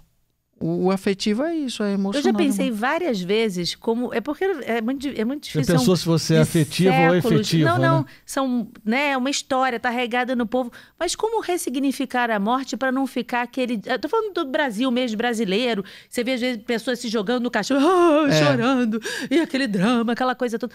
Porque todo mundo vai passar por isso, faz parte, como o Bernardo estava falando, né? A gente nasce, é tão certo que a pessoa vai nascer que vai morrer. O dia ninguém sabe. Então, assim, mas fica um negócio que faz mal. Ô, padre, eu fui no enterro uma vez, que era no cemitério São João Batista, aqui no Rio de Janeiro. Só que as covas mais rasas são no alto do morro. Então você vai subindo uma escadaria que não acaba. Parece que você está subindo para chegar no Cristo Redentor. Muito bem. E o irmão do sujeito que a gente estava carregando o caixão para cima, na mão, parava de andar e andar para abrir o caixão. Imagina. Meu Deus. Você já imagina? E ai que não fizesse, que queria bater nos outros. Então era uma situação dificílima. Né? Porque é subindo um morro, uma escadaria, e aquelas coisas de cemitério, que é tudo apertadinho, né? Uhum. E ter que parar para abrir o caixão. Não, eu confesso que eu tenho um pouco de aflição dessas pessoas que não se controlam e que fazem essa Mas coisa essa é uma peculiaridade nossa. Porque você vai em qualquer outra cultura aí, não tem essa forma afetiva beirando um pouco o desequilíbrio em algumas situações como a nossa, não. É isso mesmo. Né? Beira o desequilíbrio. Beira. Né? E aí você vê como a espiritualidade dessa pessoa é frágil. Ou é exatamente sem isso. alicerce. É. Porque eu não posso ver a morte como simplesmente... É que a nossa relação brasileira, vamos dizer assim, com a morte é de muito egoísmo. Eu choro. Não foi porque a pessoa morreu, mas porque eu vou ficar sem ela. Né? Então é uma coisa muito mais voltada para si mesma. Você pode prestar atenção. Como que eu vou viver? Minha vida perdeu sentido. Eu vou... Meu Deus. Como assim? Né? O teu sentido não está no outro. Né? O teu centro deve estar sempre em você mesmo. E por aí vai. Mas na Itália é muito comum, viu? É muito tranquilo isso. Gente, eu não sabia disso. A pessoa morreu. Meus sentimentos. Continua vivo. Não é também tão frio assim. A pessoa sente, a pessoa chora. chora. Morrer, eu quero ver os colegas de escola. Tudo bem, pode ir. Não, tá lá, tá no quarto. Mas ele morreu no hospital. Morreu no hospital e foi ser velado em casa. No quarto dele. No seu quarto. Geralmente é no quarto da pessoa, no leito. E aí esses mendigos todos foram lá na casa ver também? Então, aí a grande surpresa é que os mendigos não foram. Foram mais pessoas íntimas da família. Não, os mendigos foram para a igreja. Para a igreja. Ficaram com vergonha de ir na casa, né? Mas na igreja o quê? Missa de sétimo dia? A missa de corpo presente antes de ser sepultado. Ah, entendi. Tem outro costume. Aí sai da cama, vai pro caixão. Funerária vem, coloca você no caixão. Aí vai para a igreja. Se você é católico, vai para a igreja ou para a missa de corpo presente ou para a exéquia. A avisar os mendigos que estavam indo para a igreja. Porque tava indo. Nesse meio tempo, eles já ficaram sabendo que ele estava morto. Aí na missa de corpo presente eles foram. Bom, aí chegamos na missa de corpo presente, eles foram e tal, e aí a mãe dele disse, esse menino pode ser santo. Não foi nem ela, viu? Como é que foi? Não partiu dela. Não partiu dela, não. Depois que ela ficou surpresa. O padre disse que meu filho era santo. Foi juntando. Aquela multidão de gente na mesma. O que é isso? De onde o Carlos conhecia tanta gente. Tá. Saíram, sepultou o Carlos. O que acontece? Começou a chegar relatos anônimos e... Sabe quando acontece uma tragédia, uma coisa, as pessoas vão na porta da família, colocam uma flor, colocam isso aqui? Sim. Começou a chegar relatos, testemunhos anônimos escritos do Carlos na porta da casa. E Dona Antônia começou a recolher. Eu vi muitos desses, escrito à mão mesmo. Né? Quando você chegar lá, já estava guardado isso? Tava. Isso bem no início do processo. Foi que ano que ele faleceu? 2006. 2006. E começou a chegar relatos anônimos, outros assinados. Ele fez isso por mim. Ele é santo. Ele é isso. A mãe ficou... Peraí. É um outro aviso. Ela juntou aquilo... Com o primeiro, com o segundo. Com tudo. Ela foi linkando as coisas. Linkando as coisas, juntou aquele material e pediu uma audiência com o bispo. Na época, o cardeal Escola de Milão. Sei. E levou tudo aquilo. E deu o testemunho dela. O bispo acolheu e abriu delegou um padre e 2 pessoas para fazerem a investigação disso. Sim. Se havia indícios realmente de que esse menino pudesse ser santo. Não deu outra. Aí tem que esperar 5 anos depois da morte, não é isso? Não. Não funciona assim? Do cara já foi imediato, começou o processo. Começa o processo. Lógico, ele não pode ser antes de 5 anos. Canonizado ou beatificado. Entendi. Mas o processo pode ser aberto assim no dia seguinte. No dia seguinte. É o bispo diocesano que tem autoridade para isso. É tanto que foi o último processo que o cardeal Escola abriu antes de deixar a diocese de Milão. Eu acho muito interessante como a igreja faz, é importante as pessoas até entenderem, porque eu acho que a igreja ela é muito criteriosa e tem que ser. Né? Porque primeiro, o senhor vai poder falar melhor do que eu, mas primeiro pega e vê se aquela pessoa tem motivos realmente, né? Aí vai investigar tudo da vida daquela pessoa e vai investigar na localidade de onde ela é, vai pesquisar tudo que deixou escrito, tudo que tem relatado, tudo que tem registrado dela, até para depois não ter uma contradição. Depois já pensou? Depois a pessoa está em processo de beatificação. Aí, mas olha aqui, era a favor do aborto. Não, mas para isso tem os advogados do diabo, exatamente. Que a gente chama. A expressão até hoje é essa, advogados do diabo. Isso, que vai... Tem aqueles que são pagos pela igreja, na congregação, pela causa dos santos, para achar alguma coisa que deponha contra a santidade daquele. Isso é ótimo. Entendeu? E aí, o primeiro passo, quando entra com o processo, a pessoa se torna... Tem um nome. Servo. Servo de Deus. Mas ainda é a nível diocesano. Vamos primeiro para o nível diocesano. Para as pessoas entenderem como é um processo. Nível diocesano. Aí o bispo monta uma equipe, uma junta, né? Podemos até dizer uma postulação diocesana para fazer a averiguação disso. Para que ele possa autorizar o pedido de intercessão dele. É o bispo diocesano que autoriza. Aí já vai servo de Deus. Aí o processo é mandado para o Vaticano. Depois, ou seja, tem algum período específico, tipo 3 anos, 4 anos, alguma coisa assim? Não. Então depois que aí se verifica... De servo de Deus, aí o próximo degrau é venerável. Ser decretado venerável. Esse é o processo mais longo, é a etapa mais longa. Nesse meio tempo, já pode acontecer o milagre. Como foi o caso do Carlos. Antes dele ser venerável, o milagre já tinha acontecido. Mas primeiro, antes de ser beatificado, que é o terceiro degrau, tem que ser decretado antes venerável. Que são o quê? As virtudes heróicas. É onde vai ser investigado se existe alguma coisa que deponha ou que desabone a moral, a pureza, o que ele falou, deixou de falar. É aí que é analisado tudo. Entendi. Analisar tudo. Isso ainda é nível diocesano? Não, já é congregação, já é Vaticano. Mas eu acho que para a gente entrar numa coisa mais técnica, e o padre saberá mais do que a gente, não quer dizer que um santo não teve pecado. Senão, parece assim, que tudo que o santo fez na vida, ele não combateu o pecado. Vou responder isso daí com a... Senão parece que assim... Que o sujeito que veio pronto. Que veio pronto. Uma estrela. Não é assim. A gente vai ter um Santo Agostinho da vida. Bom, você citou Santo Agostinho. Pronto. Vamos citar Santo Agostinho? Vamos. Santo Agostinho. Não há santo sem passado e não há pecador sem futuro. Pronto, é isso. Muito bom. Porque senão você vai dizer, não, a investigação descobriu que ele um dia falou um palavrão. Não, olha só, mas o cara... Vamos entender o processo de Meu filho, só olha Santo Agostinho. É isso. Por que foi santo? Por que foi santo? Foi santo porque a mãe rezou tanto, né? E porque foi pecador. Exatamente, foi pecador. É isso aí. É isso. Era um cara de festeiro. Porque houve conversão. É isso. Porque houve conversão do coração que buscou uma configuração com Cristo. Pronto. Porque senão as pessoas não vão entender. Elas vão achar o seguinte, que no processo o Vaticano vai dizer o seguinte, esse cara nunca errou na vida, então tudo bem, então isso aqui é santo. Não é assim não. Se isso mudou. É que nós temos uma ideia caricata de santidade. É isso. Que o santo é aquela pessoa que fala mansinho. Isso. Sempre piedoso, com texto na mão. Olha que bonitinha, aquela senhora tá sempre de joelho. Nunca arrebenta o sapato de ninguém. Você não sabe o demônio que tem dentro dela? E outra, meu filho, se fosse assim, Padre Pio não seria santo nunca. Pensa no homem bruto. É verdade. Batia nos outros.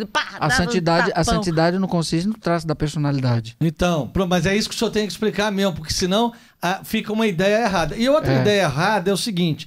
que se muda o estado da pessoa porque ela virou santa decretada na terra. O estado em que ele já está no céu.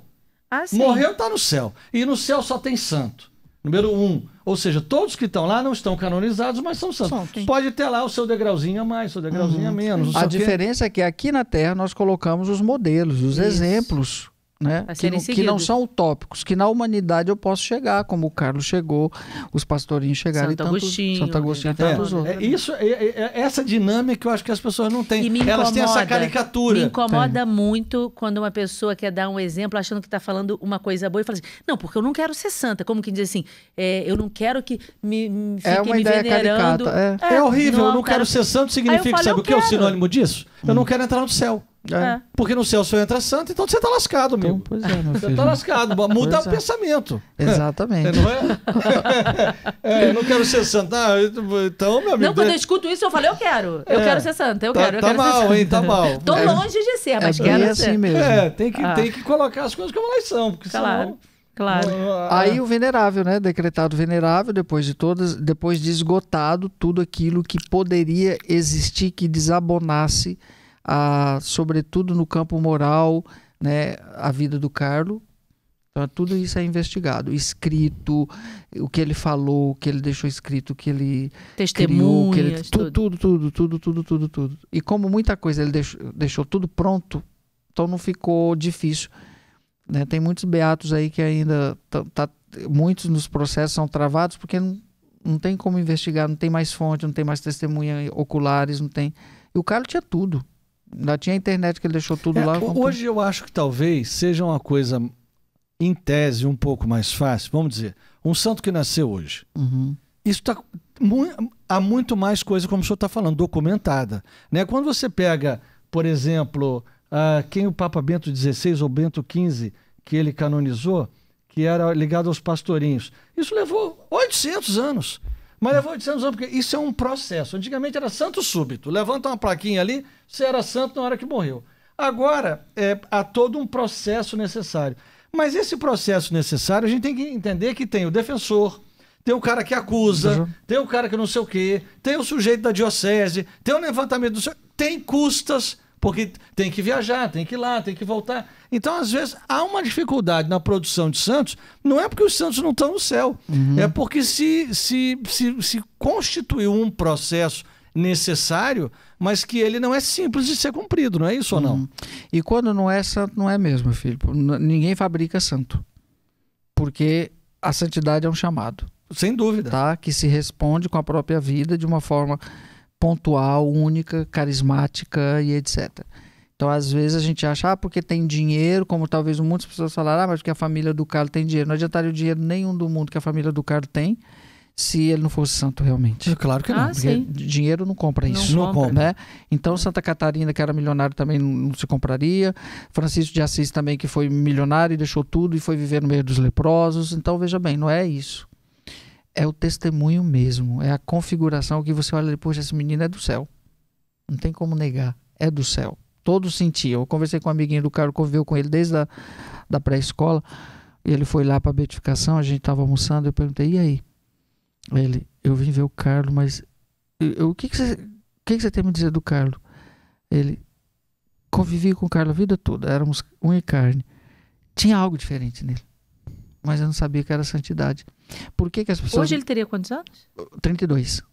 Por que as pessoas não identificam a santidade no outro? Porque elas não têm nelas. Muito simples. Eu identifico no outro aquilo que tem em mim, ou pelo menos um resquício. Identificavam tudo, que ele era divertido, que ele era bacana, que ele era bom, que era bonito. Mas outra coisa era o diferente, né? Era. Que não dava para... Mas ninguém, no primeiro momento, a mãe sentia, começou a sentir. Ninguém, no primeiro momento, imagina que é algo transcendente. O pai sentia também? O homem do silêncio sentia. O André... O homem do silêncio falou alguma coisa? Silêncio, mas ele veio se pronunciar. Eu achei tão interessante que lá na semana da beatificação conseguiram tirar ele para falar para um grupo. Aí ele foi, André, essa eu vou ver. Aí ele foi. Achei bonito uma coisa que até eu narrei aqui, que eu nunca vou esquecer, que ele disse assim: o meu filho não era um jovem ambíguo. O Carlos sabia o que queria. Meu filho sabia o que queria. E tudo o que fazia bem feito. Né? Então, assim, não é uma leitura posterior, depois que passa tudo, é que você entende tudo, aí você entende mesmo, quebra-cabeça se montou, porque depois eles foram juntando. Carlos agia assim, era santidade. Carlos fazia assim, é porque era santo mesmo. Carlos, na época não, porque você está vivendo. Sim. Quando eu estou vivendo o processo, claro. É como a pandemia, todo mundo vivendo, sabendo. Daqui a 100 anos a gente vai saber. Você consegue ir olhando de fora e vendo. Fora, quando você se distancia. Aquela vez que ele fez isso. Realmente, quando ele ficava irritado, exato. Ele não batia a porta do quarto, ele fazia assim assado. Aí você vai vendo coisas, né? Aí junta tudo, assim, meu Deus, meu filho era santo. Né? Que bonito. Então, é uma leitura que vem depois, mas eles foram o laboratório do Carlo, porque ele transformou todo mundo ali dentro de casa. Mas aí o senhor sai de lá para a missão. Aí eu volto para minha diocese, Corumbá, Mato Grosso do Sul.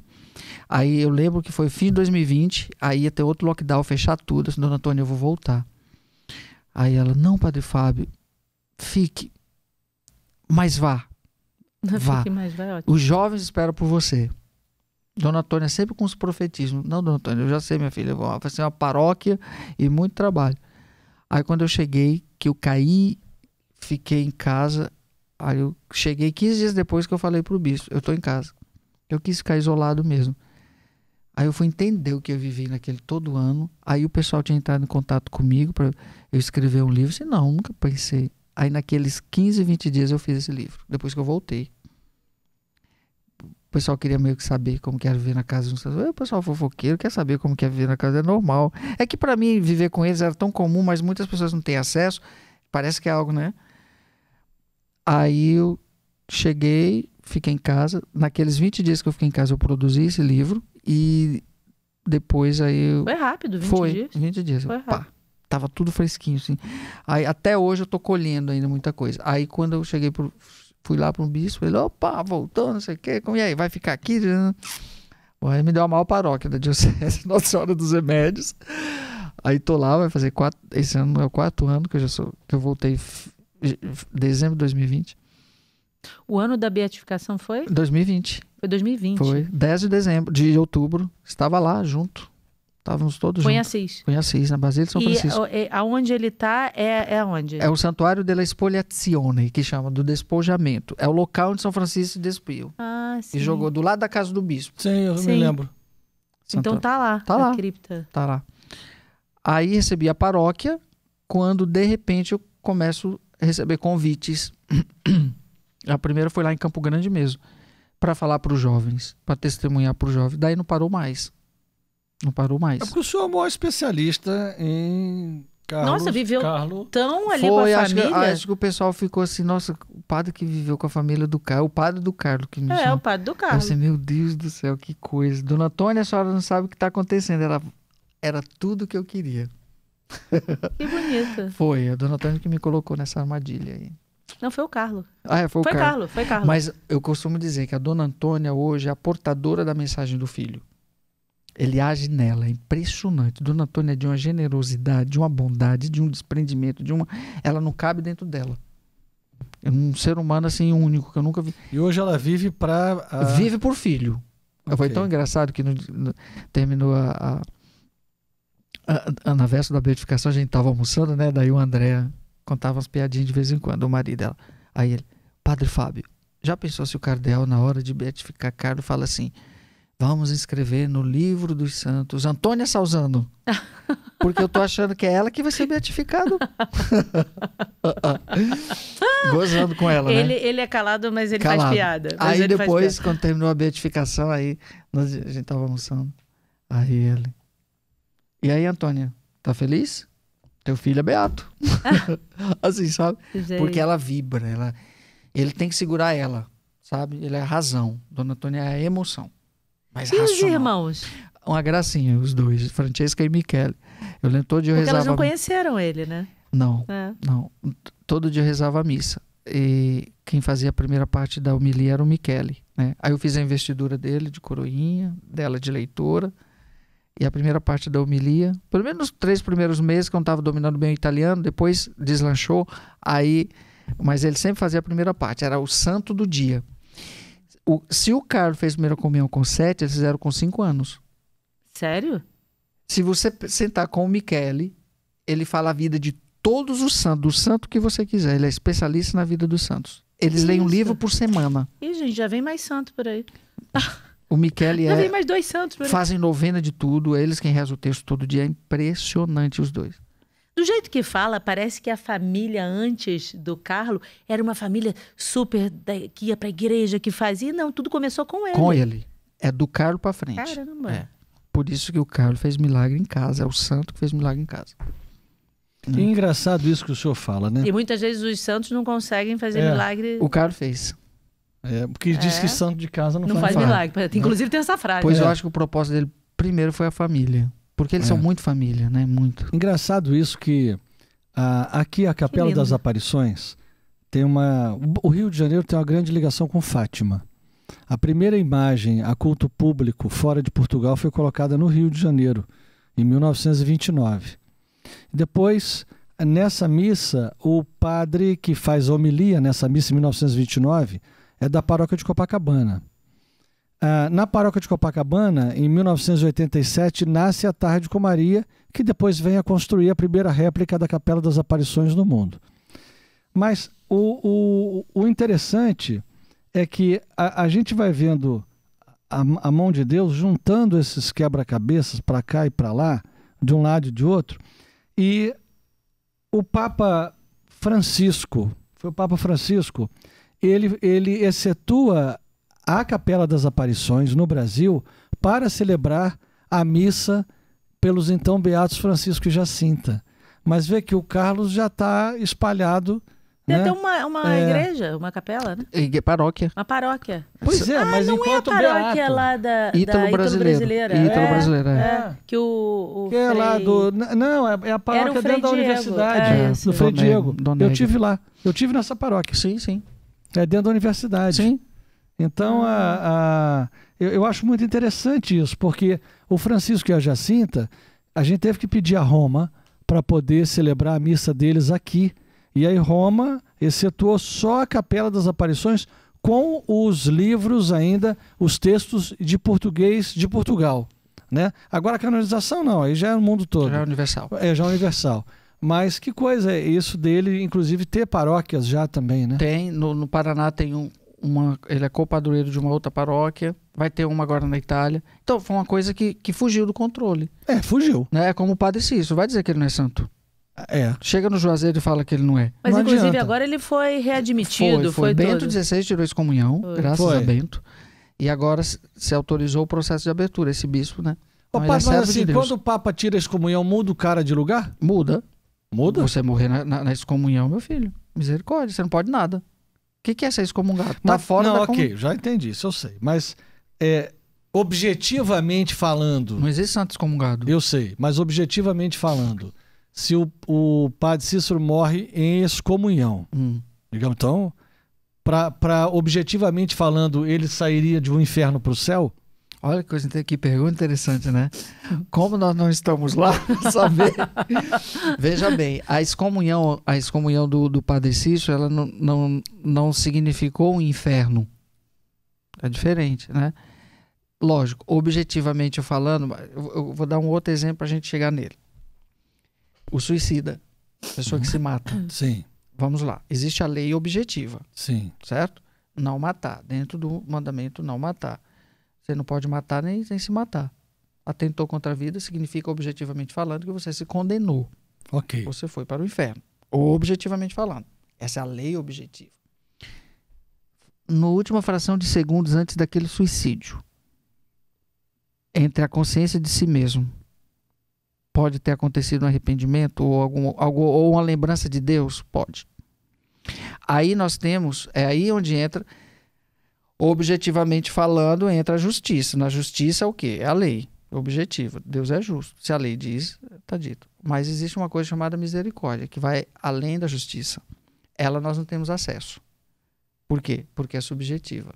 O cara fez o ato e ao pular do prédio, na metade do caminho, ele disse, não devia ter feito isso. Deus me ajude. Ou falou, meu Deus. Meu Deus. Clamou por Deus. Aí, puf, caiu no chão. Morreu. Um inferno não foi, um purgatório. Não foi. Talvez um purgatório longo. Ou até mesmo a pessoa teve um surto naquele momento, se jogou da janela, não estava na sua razão. Exato, né? Exatamente. Só existe pecado, existe consciência. Exatamente. Então, olha bem, a misericórdia, ela age no subjetivo. Mas eu vou para um outro canto também. Vá. Que é o seguinte... Se o decreto de excomunhão foi injusto quando foi expedido. Perfeito, era aí que eu ia chegar agora. Ah, pronto, era? Advogado é um problema, fica pensando nas soluções. Houve muitos erros. Eu achei. Muitos erros e perseguição, como houve com o Padre Pio. Pronto. Certo?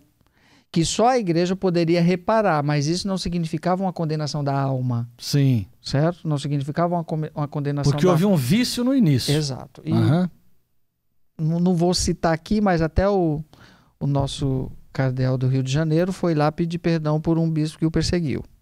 Você sabe quem foi o maior que perseguiu o Padre Cícero, né? Não. E o que foi a causa maior de tudo isso? Não. Cardeal Arco Verde. Ah, foi? Foi. E não sabia também, não. Dorani foi pedir perdão. Lá. Pediu perdão por tudo que foi feito. Né? Então, assim, Você bom que Dom Arani foi. Foi refazer a coisa, né? Muita coisa foi. Como cardeal, né? Não, o próprio Dom Edson, que foi reitor aqui e hoje é bispo emérito do Iguatu, ele estava no Iguatu na época e dessa movimentação. E ele disse, eu estudei e não há motivo dele estar condenado. Ele falou muito injustiça. Se não tivessem feito esse movimento, Dom Edson ia encabeçar esse movimento. Beleza. Então, veja bem. Então, objetivamente falando, diante da lei do momento, dos cardeais ou daqueles que estavam ali, o padre Cício foi condenado. Mas a misericórdia não o condenou.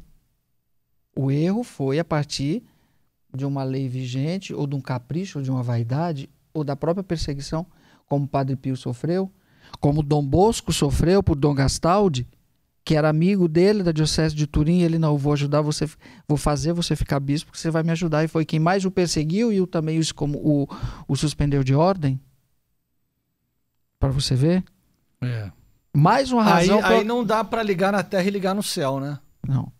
Mas veja bem, mas se houve o erro por parte da igreja, porque acontece, claro, como em qualquer processo, eu trabalhei com os processos de nulidade, quanta coisa foi negligência, então você não pode pagar pela negligência minha, eu tenho que reparar aquilo, tá? Mas a misericórdia, ela já ultrapassou. Claro. Certo? Claro. Então veja bem, não foi com relação à condenação da alma, porque meu filho, mesmo ele obedeceu, ele ficou no silêncio, ele ficou sem poder confessar, sem poder, né, suspenso, né? Então ele obedeceu até a morte, né? Ou seja, objetivamente, se aquele decreto foi até, digamos, revogado, né, se admitiu um erro. Exato. Senão não se mudava, né? Exato. Ou seja, como aquilo limbo. não atingiu a ele. Não. É como o limbo. O limbo sempre me chamou a atenção, o limbo. Tem as pessoas que estão no limbo. Aí depois, acho que foi Bento XVI, que falou, não tem limbo. Né? Mas até então tinha limbo. E as pessoas estavam no limbo, não estavam no limbo? Do limbo, hein? É muito delicado você dizer que, assim, eu posso falar objetivamente, né? Dizer que a excomunhão já é a tua condenação. Porque tem N fatores. Morrer fora da comunhão é um ponto para tua condenação, sem sombra de dúvida. Claro. Sim. Não podemos negar isso. Sim, mas quando tem um erro humano... Aí, esse erro que humanamente eu não consegui ver ou repará-lo, a misericórdia viu. Tanto é que no tempo, lá na frente, as coisas se esclarecem. É verdade. No tempo. Porque se não fosse de Deus, a misericórdia não tivesse já agido, no tempo também não iria. Não ia consertar. Exato, né? porque Deus quando faz completo, não faz pela metade. É verdade. É verdade. Show de bola. Tá vendo? Tá vendo?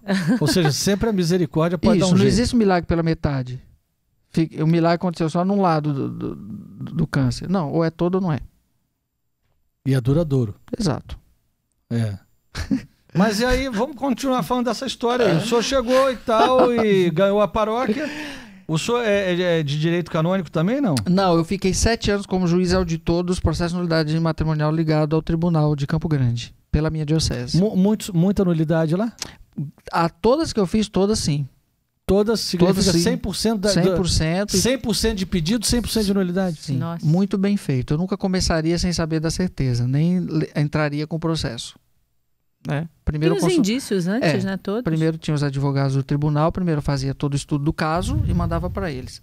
Há como justificar canonicamente, porque senão não vamos nem entrar. Para entrar para frustrar, então não vamos. Muitos erros. Muitas histórias doloridas e muita falta de preparação. Muito. Hoje, não, a partir de hoje é mais difícil ter uma nulidade, porque a gente está fazendo a coisa mais certa. Mas no passado... Lá, né? Eu tô. Tá. O senhor, né? Eu tô, meu filho. Esse pecado não vou levar, não. Entendeu? Pelo amor de Deus. Um processo tem que ser bem feito. Né? E se não... Processo de casamento. De casamento matrimonial. Okay. Porque ali... E quando a pessoa chega, ainda pergunta, é isso mesmo? Tem alguma coisa? Sabe de alguma coisa? Numa véspera de um casamento, chegou uma louca lá. Ele não pode casar porque ele tem um caso comigo. Ai, meu Deus. Pronto. Aí lá vai eu chamar noivo, noiva, todo mundo. Era uma maluca, lógico. Mas chamei todos, estão cientes. Registrei também no processo. Para depois dizer que foi uma surpresa. Todos, não, para, a gente sabe, ela é maluca, não tem nada com ela, minha noiva sabe, tá todo mundo ciente, então assina aqui. Então nunca, se eles se separarem, vão poder usar isso para dizer que teve nulidade, porque eu não. Tá aqui, assina aqui. Eu, hein? Aí o pecado fica para mim, meu filho. Eu não. Gostei. Vamos padre. fazer um negócio muito E quais são as redondinho. perspectivas agora de divulgação do nosso beato? Meu querido, eu sinto que está bem próximo a canonização do Carlo, Sim. certo? Já tem E milagres colocados lá? Muitos, chegam todos os dias, mas falta só o acolhimento de um para a investigação. Como eu te disse, chegam muitos milagres, mas muita coisa como milagre, mas muita coisa não é milagre, é graça. Claro. Porque as pessoas confundem graça com milagre. Explica para as pessoas a diferença. Até Vamos para lá, saber. vou exemplificar com o caso. A pessoa está com câncer, aí ela chega no médico, o médico diz, olha, você tem 10% de chance, vamos fazer o tratamento, etc. A pessoa é muito devota, vai lá, rezou, pediu a intercessão do Carlo e ficou curada. Chegou para o médico e ficou curado. Ótimo. É graça ou milagre? Se não fez o tratamento, é milagre. É graça Não, ou eu milagre? acho que com o tratamento pode ser graça. Ela fez o tratamento ou não? Não, ela fez o tratamento, fez o mas tratamento? pediu a intercessão do santo. É graça. E ficou Eu acho que pode ser graça. certo. Aí o segundo exemplo. A pessoa está com câncer, o médico chegou para ela e falou, olha, você tem 1 mês de vida, metástase completa, não há perspectiva nenhuma do seu caso. Nem tratamento. A pessoa vai, rezou, pediu a intercessão do santo porque é de fé e ficou curada. Aí É é milagre. Milagre. Por quê? Porque não havia... Perspectiva nenhuma. Exato. Na outra tinha 10%. 10%. Enquanto houver probabilidade Uhum. atestada pela ciência, a igreja se sustenta nisso, não pode ter sido milagre aquela cura. Foi uma graça. Ou seja, Foi uma ele graça. ajudou e teve tudo isso. Tudo, mas foi uma graça. O milagre é quando a ciência diz, ó, Quando Condenou. o pâncreas Condenou. tem o Y e vira vira o A. o A. Perfeito. Isso mesmo. Isso aí ninguém faz. Isso aí ninguém faz, filho. Aí é só milagre. Nem tratamento nenhum. Então, é o extraordinário agindo no ordinário. Então, milagre, graça. Então, milagre não acontece todo dia. Não acontece todo dia. E a gente tem que entender que nem todo mundo é merecedor também. Sim. Às vezes, aquilo é para te purificar, aquilo é para te santificar também, mas você tem que morrer. Sim. Falando friamente. Né? Inclusive Lázaro morreu. Pois é. Não, morreu depois que ressuscitou. Depois ressuscitou. Mas naquele momento, Jesus... Aquilo era um sinal, né? Era para um sinal do reino. É. Então, Jesus fez para dizer até, ó, a ressurreição existe também. O Lázaro não ressuscitou com um corpo semelhante ao do Não, ressuscitado. e o Senhor muitas Exato. vezes usa da doença para a conversão da pessoa. Também. Né? Teve o Exato. caso de um marido de um amigo que ele com câncer terminal, aí procurou a gente levou ele não era católico, aí ele quis abraçar o catolicismo, lembra que ele se converteu, deu tempo dele fazer a primeira comunhão e Quando logo depois depois ele faleceu. morreu. Exato. Morreu na graça. E vamos continuar na missão aí. E como é que as pessoas podem rezar, pedir a graça para o Beato Carlos Acutis? Tem a novena do Carlo, tem oração, É tem fácil tudo. encontrar na internet. Tranquilamente. Nós temos o nosso apostolado, né, que é devotosdecarloacutisbrasil.org, Deixa eu pedir pro pessoal botar aí. Devotos, de carloacutisbrasil.org é o site. Carlo Acutis Brasil. Isso. .org. Isso, o site. Aí tem o Instagram, E o pessoal da produção bota aí. Devotos de Carlo Acutis Brasil. Eu rezo o É texto... devoto ou devotos? Devotos. Devotos de Carlo Acutis Brasil, Instagram. Todo dia às 21 horas eu rezo o Santo Terço em live. E tem o meu também, @Padre Fábio Vieira. que o pessoal- Padre Fábio Fábio Vieira. Vieira. Então lá Isso vocês vão ver o Padre Fábio Vieira na cama, fazendo live na cama do Beato Fábio, do Carlos Quando eu Carlo voltar, Acutis. eu vou lá em julho agora. Aí eu sempre fico lá. Sempre Que revivo. beleza, Sempre hein? revivo os momentos. O senhor passa uma vez por ano, vai lá. Todo ano. Todo ano eu vou. Deixa eu mostrar seu livro, Ah, para as é? pessoas verem. Todo ano. Eu tenho que dar benção com a relíquia, Ah, eu por tenho que favor. pegar ali. Pode Pois ir lá? pode pegar. Pode pegar. Aqui, enquanto isso, eu vou mostrar. Ó. Foi Carlo, relatos desconhecidos de um millennial que se tornou santo. Padre Fábio Vieira. Aqui, ó. Legal, hein? Deixa eu ver também. Muito bom. A mão do Lombardi. Não precisa não. Você olha aí, mostra. Olha. Maravilha. Gente, o padre agora foi pegar a relíquia Ela é da Quadrante. do Carlo Acutis para Show de poder dar a bênção Olha. aqui para todos. Ah, que linda. Que relicário. Ah, olha, um santinho. Obrigado. Explica pai. aproveita e explica para as pessoas o que é uma relíquia de primeiro grau, de segundo grau e de terceiro grau. Vamos lá. Aqui, ó. Existem 3 graus de relíquias, né? Terceiro grau é aquilo que é tocado na relíquia maior de primeiro grau. Ou seja, às vezes tem um pedacinho do lençol que foi tocado colocado sobre o corpo do Carlo, certo? Uhum. Aí ela é 3º grau. 2º grau, algo que pertenceu ao santo. Uma camiseta, o lençol dele, né, um pertence pessoal. É uma relíquia de 2º. E 1º grau é o próprio santo, que a gente costuma dizer, é um fragmento do próprio corpo. Pedaço cabelo, pele, unha e tal. Esse é um fragmento ex corporis, é chamado ex corporis. Bonita essa relíquia. do corpo. Lindo esse relicário. Então, um pequeno fragmento. Às vezes as pessoas querem um pedação. Não, o Carlo foi uma grande relíquia. Então, assim, dos órgãos internos, as relíquias de 1º grau do Carlo foram feitas, a maioria delas, a grande quantidade delas, foram todas do cabelo, que ele tinha muito cabelo, né? Então, do cabelo. E foram Essa é cabelo? Não, essa é um fragmento do corpo. Eu acho que é pele. Dessa aqui. Né? Então, essa aqui que peregrina comigo. Linda. Linda mesmo, um relicário muito bonito. Nunca tinha visto um relicário assim. Eu também achei o mais bonito que eu já vi.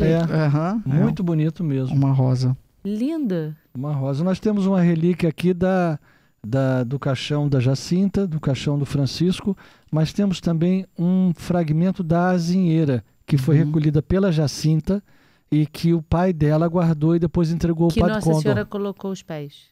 Então a Jacinta pega 2 ramos. Certo. Porque ela vê o ramo envergar, porque Nossa Senhora colocou o pé em cima. E aí ela recolhe aquilo e leva para a mãe da Lúcia, porque a mãe da Lúcia não acreditava. E diz, olha aqui, tia, onde Nossa Senhora botou os pés. A mãe não acredita, a mãe da Lúcia, mas o pai da Jacinta guarda esse galho, que é entregue depois ao Padre Condor, que faz, sei lá, 15, 20 relíquias. Nós temos uma dessa, que é talvez assim, uma relíquia mariana. Uma relíquia de onde Nossa Senhora botou o pé. E recolhido pela Jacinta. Que coisa bonita, né?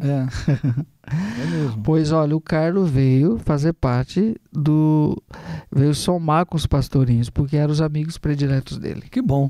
Nós ficamos muito felizes com isso. De verdade. Estamos em casa. Seus amigos prediletos. De verdade. E há muitos jovens aqui para ele tocar. Muitas crianças, muitas mulheres gerando muitas filhos. Pessoas que assistem o podcast e as crianças, os filhos, vêm junto com os pais. Então a gente recebe muitos relatos disso. Outro dia tínhamos 8 mulheres grávidas aqui em uma única missa. A gente pede muito que as mulheres grávidas venham e que elas também fiquem grávidas, né? Para poder gerar outros santos. Então, eu acho que tem um caminho muito fecundo nesse santuário para... E muitas mulheres engravidaram já por intercessão do Carlo. Que bom. Seguindo o exemplo da mãe, Dona Antônia, que não podia. É assim, que ela já era mais velha e tudo. A gente aqui tem um terço que nós rezamos com as mulheres e está inclusive na nossa plataforma para um caminho pedindo a Deus essa graça de engravidar.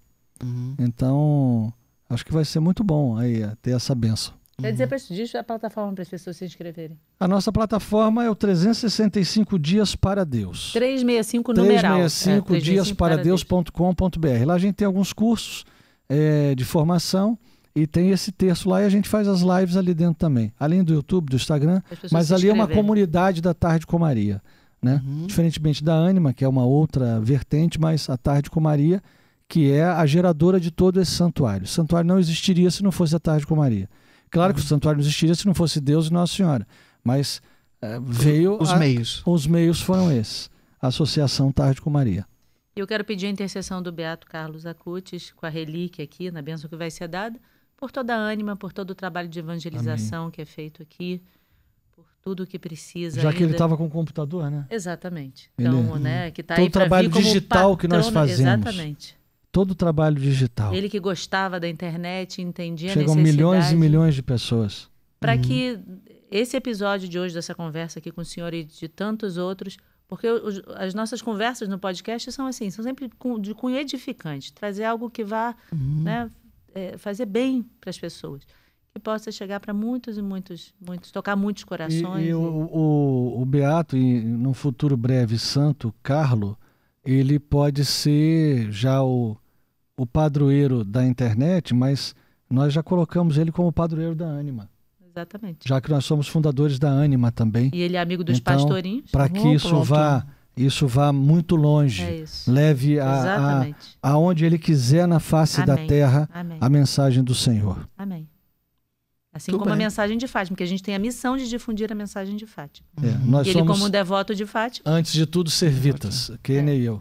Uhum. Que coisa boa. Então, antes da bênção, eu agradeço mais uma vez o convite de poder estar aqui tendo partilhado esse momento com vocês. E Nossa Senhora, como disse Carlos, é a única mulher da minha vida, né? E que essa única mulher da vida do Carlos, que foi Nossa Senhora, e com certeza é a mulher que nos inspira, porque o seu sim generoso foi assim algo que a gente até hoje não consegue compreender, mas só a generosidade dela, né, pôde dizer o que foi essa sintonia plena com Deus para corresponder com esse projeto de amor que é o reino. Então que o nosso beato Carlo Acutis interceda por todos vocês, pela Ânima, por toda a nossa juventude. Amém. Que precisa tanto de acolhimento, juventude que precisa de Deus, que precisa do encontro de verdade consigo mesmo, que inspirados na vida do Carlo, que quer levar todos a Jesus, eu peço pelos nossos jovens e pelas nossas famílias. Ave Maria, cheia de graça, o Senhor é convosco.